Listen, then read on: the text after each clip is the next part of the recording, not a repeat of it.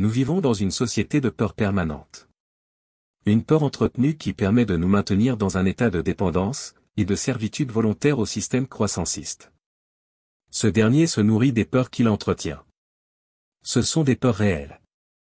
Elles sont liées au stress que génère l'instabilité économique, le piège pervers de la dette et le monde du travail. Nous avons l'angoisse de ne pas pouvoir subvenir à nos besoins et à ceux de nos proches. Mais ce sont aussi des peurs fantasmées, exagérées ou créées. Les médias en portent une part de responsabilité. En effet, ils diffusent une droitisation des discours dominants.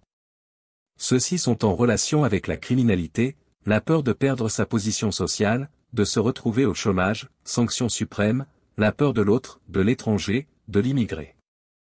Ces phénomènes participent à diviser nos sociétés et exacerbent les tensions. Ils font le jeu de l'extrême droite.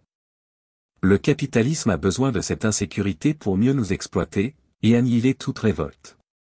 Ces peurs éludent les débats de fond et les analyses de la crise de civilisation à laquelle nous faisons face.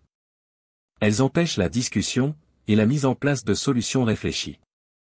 Ces peurs encouragent les comportements individualistes, alors que nous avons besoin de solidarité et d'entraide. Nous devrions nous ouvrir aux autres, partager nos expériences, nos peurs, mais aussi nos espoirs, plutôt que se replier sur soi, se façonner des mythes et entretenir la peur. Cette peur du lendemain, cette souffrance, engendre replis identitaires, haine, violence, frustration. Ce ne sont donc pas les conditions favorables à une transition participative et démocratique. Le contexte de crise économique, financière et sociale aggrave toujours plus cette situation.